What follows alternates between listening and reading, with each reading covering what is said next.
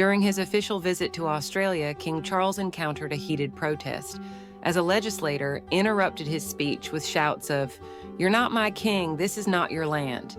The 75-year-old monarch had just finished addressing the Australian Parliament in Canberra on Monday, October 21st, when the voice of Senator Lydia Thorpe rang out from the back of the hall.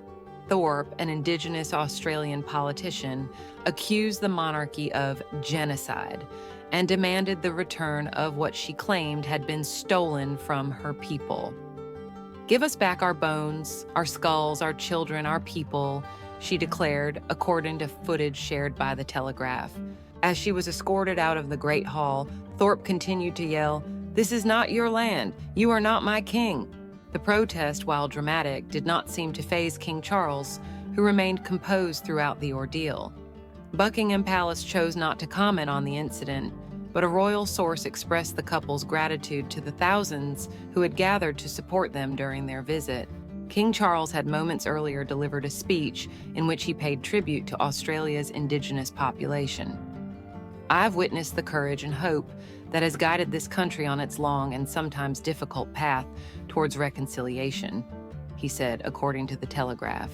This incident occurred as observers keenly watched how Australia, a country where Charles inherited the title of state following Queen Elizabeth's passing in September 2022, would respond to his presence.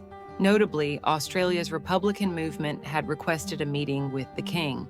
However, Charles has long maintained that decisions about becoming a republic are entirely up to the people of each nation where he reigns. A recent poll, as reported by the Sydney Sunday Telegraph, shows that support for a republic in Australia has decreased. In fact, only 33% of Australians are currently in favor, a drop from the 39.4% recorded during the 1999 referendum on the same issue.